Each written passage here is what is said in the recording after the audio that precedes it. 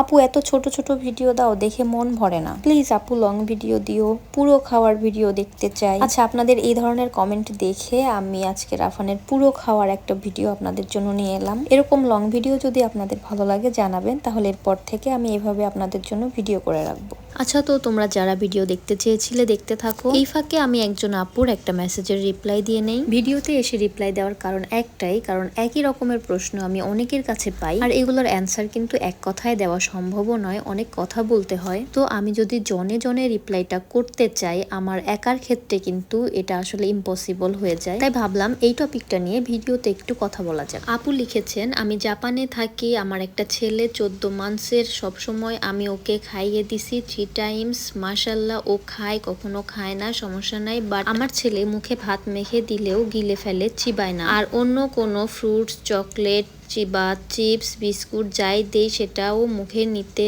চায় না। আমার খাবার নিয়ে চিন্তা নাই আপু, আমার ছেলেটা খাবার মুখে নিয়ে গিলে ফেলে, চিবায় না, আমি কি করব আপু, প্লিজ অ্যান্সার মি। ছোট ছিল, ভয়ে কোনো শক্ত খাবার দেই নাই, শক্ত কোনো খাবার মুখে নেয় না। মাছ ছাড়া আমার ছেলে কোনো খাবারটা চাবায় না আপু, আমি কি করব, অনেক ট্রাই করি বাট সেম কাজ করে। আচ্ছা, মেসেজটা অনেক বড় ছিল, তবে মেইন বিষয় একটাই, বাচ্চা খাবার মুখে নিয়ে গিলে ফেলে, চিবায় না। আর এই সমস্যাটা কিন্তু অনেক মায়ের। আরেকটা সমস্যার কথা উনি বলেছেন, ছোটবেলায় ভয়ে শক্ত খাবার দেয়নি, এখন শক্ত খাবার বাচ্চা মুখেই নেয় না। আর এই কারণেই কিন্তু ডক্টররা ব্লেন্ড করা খাবার বাচ্চাদের দিতে বারণ করেন। অনেকেই হয়তো এই কথার বিরোধিতা করে বলেন যে আমি তো দিয়েছিলাম ছোটবেলায় ব্লেন্ড করা খাবার, এখন তো আমার বাচ্চা ঠিকই চিবিয়ে খাচ্ছে। আসলে সমস্যাগুলো তো আর সবার হয় না, সব বাচ্চা তো আর সেম না, তাই প্রবলেমগুলোও সবার সেম হয় না। যেখানে সমস্যাগুলো হওয়ার চান্স থাকে সেখানেই কিন্তু ডক্টররা বারণটা করেন। তো ছোটবেলায় যখন আপনি ব্লেন্ড করা খাবারটা দিচ্ছেন, আপনি কিভাবে গ্যারান্টি দিয়ে বলতে পারেন এই শিশুটা বড় হয়ে চিবানো শিখবে, ব্লেন্ড করা খাবার ছাড়াও সে খেতে কমফোর্টেবল হবে? তো আমি আসলে কাউকে ভুল ধরার উদ্দেশ্যে কথাগুলো বলছি না। প্যারেন্টিং এ কোনো ভুল নেই,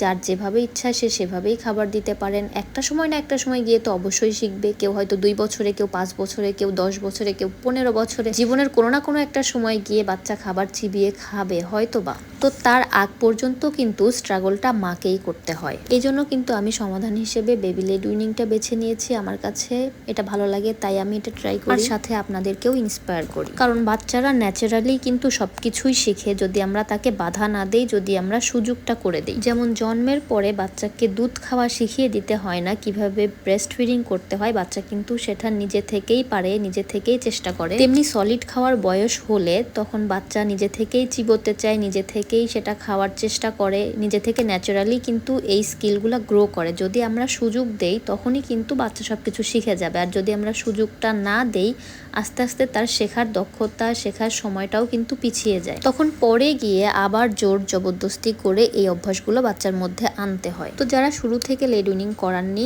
এখন তারা কি করবে? আমি বলবো ধীরে ধীরে খাবারের ঘনত্বটা বাড়াতে থাকে। যারা লিকুইড দিচ্ছেন তারা পিউরি দেন, যারা পিউরি দিচ্ছেন তারা সলিড দেন। হঠাৎ করে টেক্সচারে কোনো বড় পরিবর্তন আসলে সেটা রিজেক্ট করাটাই স্বাভাবিক। শিশুর খাবারে ধীরে ধীরে টেক্সচারের পরিবর্তনটা আনুন, ইনশাল্লাহ সেও অ্যাকসেপ্ট করে নেবে।